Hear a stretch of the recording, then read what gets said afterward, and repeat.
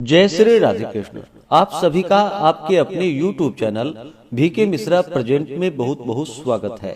आइए सुनते हैं बृहस्पतिवार व्रत की कथा और अंत में सुनेंगे आरती। तो बोलिए प्रेम से भगवान बृहस्पति देव की जय, सर्व देवी देवता की जय। कथा के अनुसार भारतवर्ष में एक प्रतापी और दानी राजा राज्य किया करता था। वह नित्य गरीबों और ब्राह्मणों की सहायता किया करता था। यह बात उसकी रानी को बिल्कुल भी अच्छी नहीं लगती। वह ना ही गरीबों को दान देती थी और ना ही भगवान का पूजन किया करती थी और राजा को भी दान देने से मना किया करती थी। एक दिन राजा शिकार खेलने वन को गया तो रानी महल में अकेली थी। उस समय बृहस्पति देव साधु वेश में राजा के महल में भिक्षा के लिए गए और भिक्षा मांगी।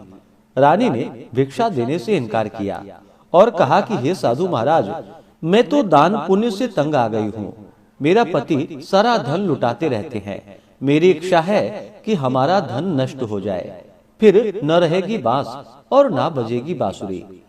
साधु ने कहा कि हे देवी, तुम बड़ी विचित्र हो।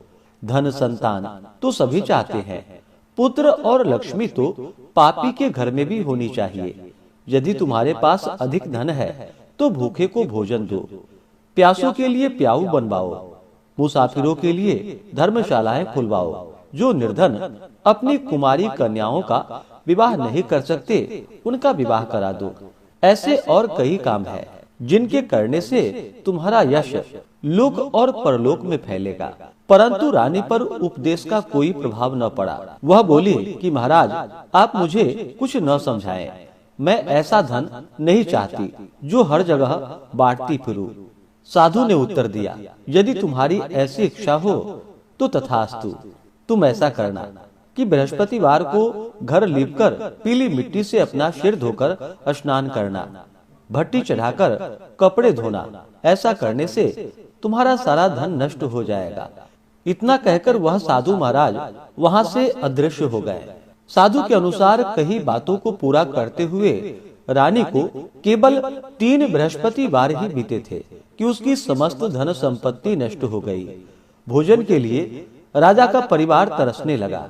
तब एक दिन राजा ने रानी से बोला कि हे रानी, तुम यहीं रहो, मैं दूसरे देश को जाता हूँ, क्योंकि यहाँ पर सभी लोग मुझे जानते हैं, इसलिए मैं कोई छोटा कार्य नहीं कर सकता। ऐसा कहकर राजा परदेश चले गए। वहाँ वह जंगल में लकड़ी काटकर लाता और शहर में बेचता। इस तरह वह अपना जीवन यापन करने लगा। उधर राजा के परदेश जाते ही रानी और दासी दोनों दुखी रहने लगे। एक बार जब रानी और दासी को 7 दिनों तक भोजन नहीं मिला तो रानी ने अपनी दासी से कहा कि हे दासी, पास ही के नगर में मेरी बहन रहती है, वह बड़ी धनवान है, तो उसके पास जा और कुछ ले आ, ताकि थोड़ी बहुत गुजर बसर हो सके। दासी रानी की बहन के पास गई। उस दिन गुरुवार का दिन था और रानी की बहन उस समय बृहस्पतिवार व्रत की कथा को सुन रही थी। दासी ने रानी की बहन को अपनी रानी का संदेश दिया, लेकिन रानी की बड़ी बहन ने कोई उत्तर नहीं दिया। जब दासी को रानी की बहन से कोई उत्तर प्राप्त नहीं हुआ तो वह बहुत दुखी हुई और उसे क्रोध भी आया। दासी ने वापस आकर रानी को सारी बात बतलाई। सुनकर रानी ने अपने भाग्य को कोसा। उधर रानी की बहन ने सोचा कि मेरी बहन की दासी आई थी, परंतु मैं उससे नहीं बोली, इससे वह बहुत दुखी हुई होगी। कथा सुनकर और पूजन समाप्त करके वह अपनी बहन के घर आई और कहने लगी कि हे बहन, मैं बृहस्पतिवार का व्रत कर रही थी, तुम्हारी दासी मेरे घर आई थी, परंतु जब तक कथा होती है तब तक न तो उठते हैं और ना ही बोलते हैं, इसलिए मैं नहीं बोली। कहो दासी क्यों गई थी? रानी बोली, बहन, तुमसे क्या छिपाऊं, हमारे घर में खाने को अनाज नहीं है। ऐसा कहते कहते रानी की आंखें भर आई। उसने दासी समेत पिछले 7 दिनों से भूखे रहने तक की बात अपनी बहन को विस्तार पूर्वक बतलाया। रानी की बहन बोली कि देखो बहन, भगवान बृहस्पति देव सबकी मनोकामनाओं को पूर्ण करने वाले हैं। देखो, शायद तुम्हारे घर में अनाज रखा हो। पहले तो रानी को विश्वास नहीं हुआ, पर बहन के आग्रह करने पर उसने अपनी दासी को अंदर भेजा तो उसे सचमुच अनाज से भरा हुआ एक घड़ा मिल गया। यह देखकर दासी को बड़ी हैरानी हुई। दासी रानी से कहने लगी कि हे रानी, जब हमको भोजन नहीं मिलता है तो हम भी व्रत करते हैं, इसलिए क्यों न इनसे व्रत और कथा की विधि पूछ ली जाए ताकि हम भी व्रत कर सके। तब रानी ने अपनी बहन से बृहस्पतिवार व्रत के बारे में पूछा। उसकी बहन ने बतलाया कि बृहस्पतिवार के व्रत में चने की दाल और मुनक्का से विष्णु भगवान का केले की जड़ में पूजन करे तथा दीपक जलाए, व्रत कथा सुने और पीला भोजन ही करे। इससे बृहस्पति देव प्रसन्न होते हैं।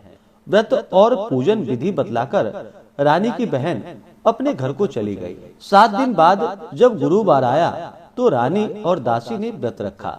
घुड़शाल में जाकर चना और गुड़ लेकर आई, फिर उससे केले की जड़ तथा विष्णु भगवान का पूजन किया। अब पीला भोजन कहाँ से आए, इस बात को लेकर दोनों बहुत दुखी थे, क्योंकि उन्होंने व्रत रखा था, इसलिए बृहस्पति देव उससे प्रसन्न थे। इसलिए भगवान बृहस्पति देव एक साधारण व्यक्ति का रूप धारण कर 2 थालों में सुंदर पीला भोजन दासी को दे गए। भोजन पाकर दासी प्रसन्न हुई और फिर रानी के साथ मिलकर भोजन ग्रहण किया। इसके बाद वे सभी गुरुवार को व्रत और पूजन करने लगी। बृहस्पति भगवान की कृपा से उसके पास फिर से धन संपत्ति आ गई, परंतु रानी फिर से पहले की तरह आलस्य करने लगी। तब दासी बोली कि देखो रानी, तुम पहले भी इस प्रकार आलस्य किया करती थी। तुम्हें धन रखने में कष्ट होता था, इस कारण सभी धन नष्ट हो गया, और जब भगवान बृहस्पति देव की कृपा से धन मिला है तो तुम्हें फिर से आलस्य होता है। रानी को समझाते हुए दासी कहती है कि बड़ी मुसीबतों के बाद हमने यह धन पाया है, इसलिए हमें दान पुण्य करना चाहिए, भूखे मनुष्यों को भोजन कराना चाहिए और धन को शुभ कार्यों में खर्च करना चाहिए, जिससे तुम्हारे कुल का यश बढ़ेगा, स्वर्ग की प्राप्ति होगी और पितृ प्रसन्न होंगे। दासी की बात मानकर रानी अपना धन शुभ कार्यों में खर्च करने लगी, जिससे पूरे नगर में उसका यश फैलने लगा। इस प्रकार रानी और दासी दोनों प्रसन्न थे। और वहाँ पे उधर एक दिन राजा दुखी होकर जंगल में एक पेड़ के नीचे आसन जमाकर बैठा था। वही अपनी दशा को याद करके व्याकुल होने लगा। बृहस्पतिवार का दिन था। एकाएक उसने देखा कि निर्जन वन में एक साधु प्रकट हुए। वह साधु वेश में स्वयं बृहस्पति देवता थे। लकड़हारे के सामने आकर बोले कि हे लकड़हारे, इस सुनसान जंगल में तू चिंता मग्न क्यों बैठा है? लकड़हारे ने दोनों हाथ जोड़कर प्रणाम किया और उत्तर दिया कि हे महात्मा, आप सब कुछ जानते हैं। और फिर अपनी आत्मकथा उनको सुनाई। महात्मा जी ने कहा कि तुम्हारी स्त्री ने बृहस्पतिवार के दिन बृहस्पति भगवान का निरादर किया है, जिसके कारण रुष्ट होकर तुम्हें कष्ट हो रहा है। अब तुम चिंता मत करो, तुम्हारे सभी कष्ट दूर हो जाएंगे और भगवान की कृपा से पहले से भी अधिक संपत्ति तुम्हें प्राप्त होगा। तुम बृहस्पतिवार के दिन कथा किया करो। 2 पैसे के चने मुनक्का लाकर उसका प्रसाद बनाओ और शुद्ध जल से लोटे में शक्कर मिलाकर अमृत तैयार करो। कथा के पश्चात अपने सारे परिवार और सुनने वाले प्रेमियों में अमृत व प्रसाद बांटकर ग्रहण करो।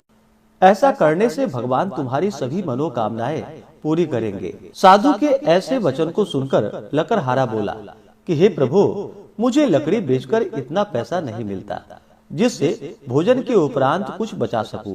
मैंने रात्रि में अपनी स्त्री को स्वप्न में व्याकुल देखा है। मेरे पास कुछ भी नहीं जिससे मैं उसकी खबर मंगा सकूं।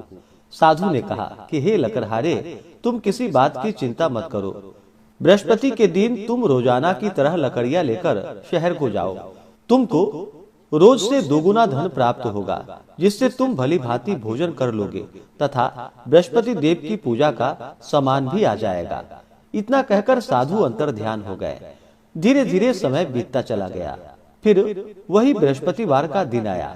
लकड़हारा जंगल से लकड़ी काटकर किसी शहर में बेचने के लिए गया। उसे उस दिन और दिन की तरह अधिक पैसा प्राप्त हुआ।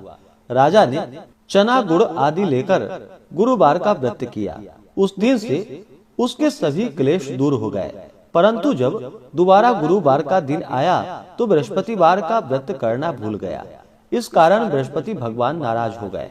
उस दिन उस नगर के राजा ने विशाल यज्ञ का आयोजन करवाया था तथा शहर में यह घोषणा करा दी थी कि कोई भी मनुष्य अपने घर में भोजन न बनावे, न आग जलावे। समस्त जनता मेरे यहाँ ही भोजन करे। इस आज्ञा को जो न मानेगा उसे फांसी की सजा दी जाएगी। इस तरह की घोषणा संपूर्ण नगर में करवा दी गई थी। राजा के आज्ञा अनुसार शहर के सभी लोग भोजन करने गए, लेकिन लकड़हारा कुछ देर से पहुंचा। इसलिए राजा उसको अपने साथ घर ले गया और ले जाकर भोजन करा रहे थे तो रानी की दृष्टि उस खूंटी पर पड़ी जिस पर उसका हार लटका हुआ था। वह वहां पर दिखाई नहीं दिया। रानी ने निश्चय किया कि मेरा हार इस मनुष्य ने चुरा लिया है। उसी समय सिपाहियों को बुलाकर उसको कारागार में डलवा दिया। जब लकड़हारा कारागार में पड़ गया और बहुत दुखी होकर विचार करने लगा, न जाने कौन से पूर्व जन्म के कर्म से मुझे यह दुख प्राप्त हुआ है, और उसी साधु को याद करने लगा कि जो उसे जंगल में मिला था। उसी समय तत्काल बृहस्पति देव साधु के रूप में प्रकट हुए और उसकी दशा को देखकर कहने लगे, अरे मूर्ख, तूने बृहस्पति देव की कथा नहीं करी, इसी कारण तुझे दुख प्राप्त हुआ है। अब चिंता मत करो। बृहस्पतिवार के दिन कारागार के दरवाजे पर 4 पैसे पड़े मिलेंगे, जिससे तू बृहस्पति देव की पूजा करना, तेरे सभी कष्ट दूर हो जाएंगे। और फिर बृहस्पतिवार के दिन उसे 4 पैसे मिले। लकड़हारे ने कथा कही। उसी रात्रि को बृहस्पति देव ने उस नगर के राजा को स्वप्न में कहा कि हे राजा, तुमने जिस आदमी को कारागार में बंद कर दिया है वह निर्दोष है, वह राजा है, उसे छोड़ देना। रानी का हार उसी खूंटी पर लटका है। अगर तू ऐसा नहीं करेगा तो मैं तेरा राज्य नष्ट कर दूंगा। इस तरह रात्रि के स्वप्नों को देखकर राजा प्रातः काल उठा और खूंटी पर हार देखकर लकड़हारे को बुलाकर क्षमा मांगी तथा लकड़हारे को योग्य सुंदर आभूषण देकर उन्हें विदा किया। बृहस्पति देव की आज्ञा अनुसार लकड़हारा अपने नगर को चल दिया। राजा जब अपने नगर के निकट पहुंचा तो उसे बड़ा आश्चर्य हुआ। नगर में पहले से अधिक बाग, तालाब, कुएं तथा बहुत सी धर्मशाला, मंदिर आदि बन गई है। राजा ने पूछा, यह किसका बाग और धर्मशाला है? तब नगर के सब लोग कहने लगे, यह सब रानी और बांदी के हैं। तो राजा को आश्चर्य हुआ और वह राजा गुस्सा भी हुआ। जब रानी ने यह खबर सुनी कि राजा आए हैं तो उन्होंने बांदी से कहा कि हे दासी, देखो राजा हमको कितनी बुरी हालत में छोड़ गए थे। हमारी ऐसी हालत देखकर वह लौट न जाए, इसलिए तू दरवाजे पर खड़ी हो जा। आज्ञा अनुसार दासी दरवाजे पर खड़ी हो गई। राजा आए तो उन्होंने अपने साथ लिवा लाई। तब राजा ने क्रोध करके अपनी रानी से पूछा कि यह धन तुम्हें कैसे प्राप्त हुआ है? तब उसने कहा, हमें यह धन बृहस्पति देव के व्रत के प्रभाव से प्राप्त हुआ है। राजा ने निश्चय किया कि 7 रोज बाद तो सभी बृहस्पति देव का पूजन करते हैं, परंतु मैं प्रतिदिन दिन में 3 बार कहानी तथा रोज व्रत किया करूंगा। अब हर समय राजा के दुपट्टे में चने की दाल बंधी रहती थी। दिन में 3 बार कहानी कहता। एक रोज राजा ने विचार किया कि चलो अपनी बहन के यहाँ हो आए। इस तरह निश्चय कर राजा घोड़े पर सवार हो अपनी बहन के यहाँ चलने लगा। मार्ग में उसने देखा कि कुछ आदमी एक शव को लिए जा रहे थे। उन्हें रोककर राजा कहने लगा कि अरे भाइयों, मेरे बृहस्पति देव की कथा को सुन लो। वे बोले, लो, हमारा तो आदमी मर गया है, इसको अपनी कथा की पड़ी है। परंतु कुछ आदमी बोला, अच्छा कहो, तुम्हारी कथा भी सुन लेंगे।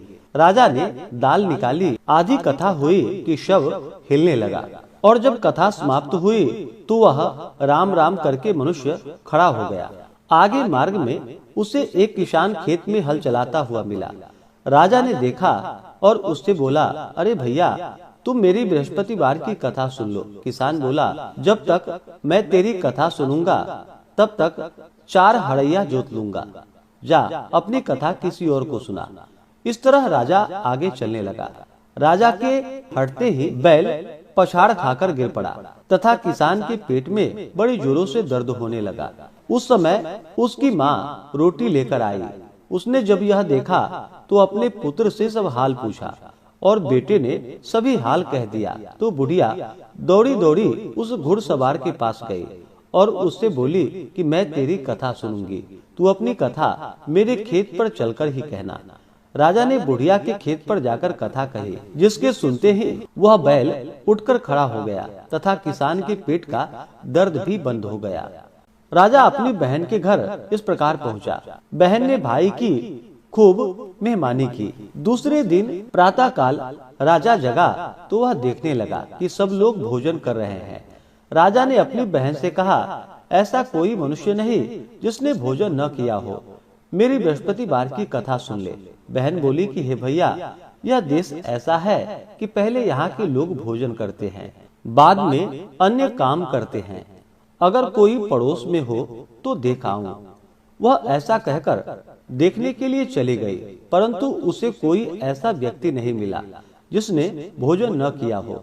अतः वह एक कुम्हार के घर गई जिसका लड़का बीमार था। उसे मालूम हुआ कि उनके यहाँ 3 रोज से किसी ने भोजन नहीं किया है। रानी ने अपने भाई की कथा सुनने के लिए कुम्हार से कहा तो वह तैयार हो गई। राजा ने जाकर बृहस्पतिवार की कथा कही, जिसको सुनकर उसका लड़का ठीक हो गया। अब तो राजा की प्रशंसा होने लगी। एक रोज राजा ने अपनी बहन से कहा कि हे बहन, हम अपने घर को जाएंगे, तुम भी तैयार हो जाओ।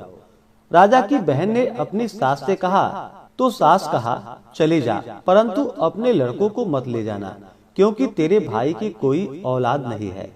बहन ने अपनी भैया से कहा कि हे भैया, मैं तो चली जाऊंगी, पर कोई बालक नहीं जाएगा। राजा बोला, जब कोई बालक नहीं चलेगा तब तुम ही क्या करोगी। बड़े दुखी मन से राजा अपने नगर को लौट चला।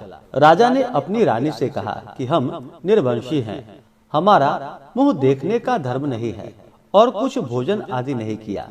रानी बोली कि हे प्रभु, बृहस्पति देव ने हमें सब कुछ दिया है, वह हमें औलाद भी अवश्य देंगे। उसी रात को बृहस्पति देव ने राजा से स्वप्न में कहा कि हे राजन, सभी सोच को त्याग दो, तेरी रानी गर्भ से है। तब राजा सुनकर बड़ा प्रसन्न हुआ। फिर 9वें महीने में रानी के गर्भ से एक सुंदर पुत्र पैदा हुआ। तब राजा बोला कि हे रानी, स्त्री बिना भोजन के रह सकती है, पर बिना कहे बिल्कुल नहीं रह सकती। जब मेरी बहन आवे तुम उससे कुछ कहना मत। रानी ने सुनकर हाँ कर दी। जब राजा की बहन ने यह शुभ समाचार सुना तो वह बहुत खुश हुई तथा बधाई लेकर अपने भाई के यहाँ पर आई। तभी रानी ने कहा, घोड़ा चढ़कर तो नहीं आई, गधा चढ़ी आ गई। राजा की बहन बोली, भाभी, मैं इस प्रकार न कहती तो तुम्हें औलाद कैसे मिलता। बृहस्पति देव ऐसे ही हैं, जैसे जिसके मन में कामनाएं हैं सभी को पूर्ण करते हैं। जो सद्भावना पूर्वक बृहस्पतिवार का व्रत करता है एवं कथा पढ़ता है अथवा सुनता है, दूसरों को सुनाता है, बृहस्पति देव उसकी सभी मनोकामनाएं पूर्ण करते हैं। भगवान बृहस्पति देव उसकी सदैव रक्षा करते हैं। संसार में जो मनुष्य सद्भावना के साथ भगवान का पूजन व्रत सच्चे हृदय से करते हैं तो उसकी सभी मनोकामनाएं पूर्ण करते हैं। जैसी सच्ची भावना से रानी और राजा ने उनकी कथा का गुणगान किया तो उसकी सभी इच्छाएं बृहस्पति देव जी ने पूर्ण की। इसलिए पूर्ण कथा सुनने के बाद प्रसाद लेकर जाना चाहिए। हृदय से उनका मनन करते हुए जयकारा बोलना चाहिए। बृहस्पति देव की कथा। प्राचीन काल में एक बहुत ही निर्धन ब्राह्मण रहता था। उसके कोई संतान ना थी। वह नित्य पूजा पाठ करता। उसकी स्त्री ना स्नान करती और ना ही किसी देवता का पूजन ही करती थी। इस कारण ब्राह्मण देवता, जो कि बहुत दुखी रहते थे, अपनी पत्नी को बहुत समझाते, किंतु उसका कोई परिणाम ना निकलता। भगवान की कृपा से ब्राह्मण के यहाँ एक कन्या उत्पन्न हुई। कन्या बड़ी होने लगी। प्रातः स्नान करके वह भगवान विष्णु का जप करती। बृहस्पतिवार का व्रत भी करने लगी। पूजा पाठ समाप्त कर जब पाठशाला जाती तो अपने मुट्ठी में जौ भरकर ले जाती थी। और पाठशाला के मार्ग में डालती हुई जाती थी। लौटते समय वही जौ जो कि स्वर्ण के हो जाते थे तो उसको बीनकर घर ले आती थी। एक दिन वह बालिका सूप में उन सोने के जौ को फटक कर साफ कर रही थी कि तभी उसकी माँ ने देख लिया और कहा कि हे बेटी, सोने के जौ को फटकने के लिए सोने का सूप भी तो होना चाहिए। दूसरे दिन गुरुवार था। कन्या ने व्रत रखा और भगवान बृहस्पति देव से सोने का सूप देने की उनसे प्रार्थना की और कहा कि हे प्रभु, यदि सच्चे मन से मैंने आपकी पूजा की हो तो मुझे सोने का सूप दे दो। बृहस्पति देव ने उसकी प्रार्थना स्वीकार कर ली और रोजाना की तरह वह कन्या जौ फैलाती हुई पाठशाला चली गई। पाठशाला से लौटकर जब वह जौ बीन रही थी तो बृहस्पति देव की कृपा से उसे सोने का सूप मिला। उसे वह घर लेकर आई और उससे जौ फटककर साफ करने लगी, परंतु उसकी माँ का वही ढंग रहा।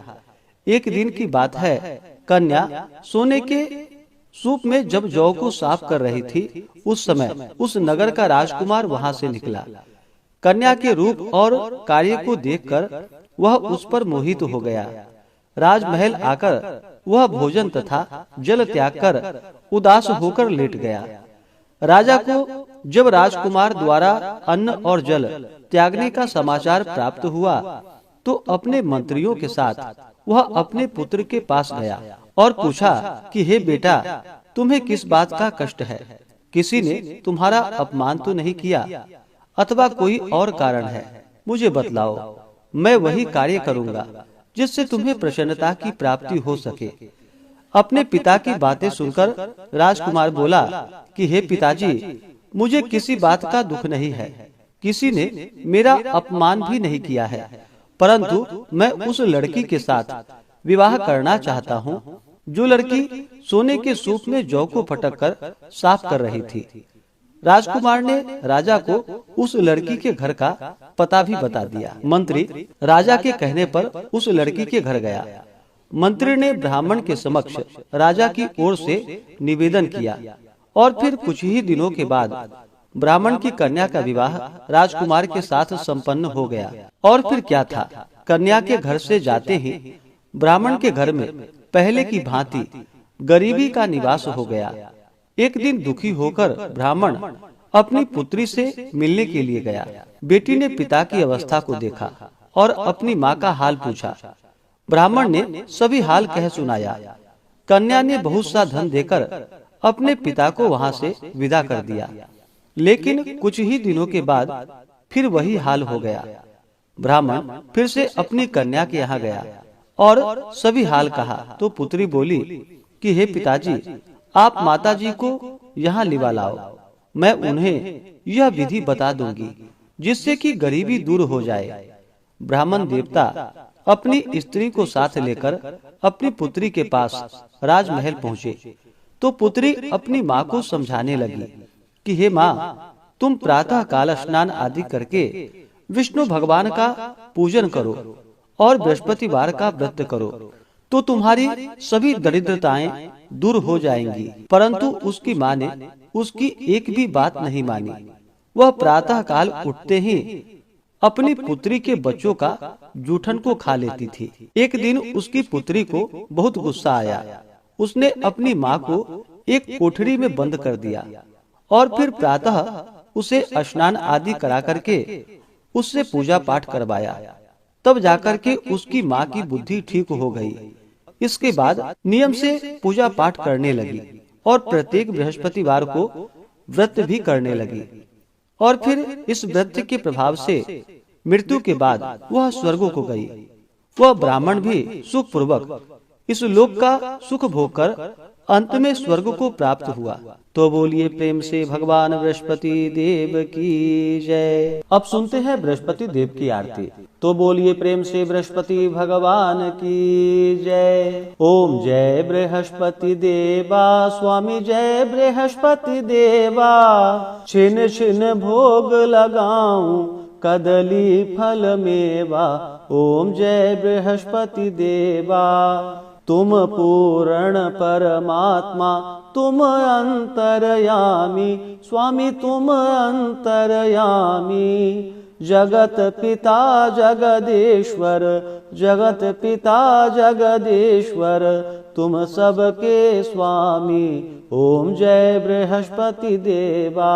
चरणामृत निज निर्मल सब पातक हरता, स्वामी सब पातक हरता। सकल मनोरथ दायक कृपा करो भरता। ओम जय बृहस्पति देवा। तन मन धन अर्पण कर जो जन शरण पड़े, स्वामी जो जन शरण पड़े। प्रभु प्रकट तब होकर आकर द्वार खड़े। ओम जय बृहस्पति देवा। दीन दयाल दया निधि भक्तन हितकारी, स्वामी भक्तन हितकारी। पाप दोष सब हरता, पाप दोष सब हरता, भव बंधन हारी। ओम जय बृहस्पति देवा। सकल मनोरथ दायक सब संशय हारो, स्वामी सब संशय हारो। विषय विकार मिटाओ, विषय विकार मिटाओ, संतन सुखकारी। ओम जय बृहस्पति देवा। जो कोई आरती तेरी प्रेम सहित गावे, स्वामी प्रेम सहित गावे। जेठानंद आनंद कर सो निश्चय पावे। ओम जय बृहस्पति देवा। ओम जय बृहस्पति देवा, स्वामी जय बृहस्पति देवा। छिन छिन भोग लगाऊं कदली फल मेवा। ओम जय बृहस्पति देवा। ओम जय बृहस्पति देवा। तो बोलिए प्रेम से बृहस्पति भगवान की जय, भगवान विष्णु की जय, माता लक्ष्मी की जय, सर्व देवी देवता की जय। तो आशा करता हूँ कि यह कथा और आरती आपको अच्छा लगा हो।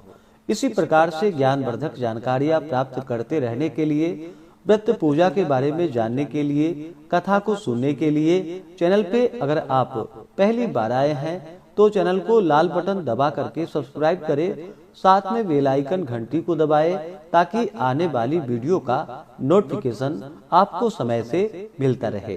वीडियो को लाइक करें, शेयर करें। सुखी रहें और स्वस्थ रहें। जय श्री राधे कृष्ण। धन्यवाद।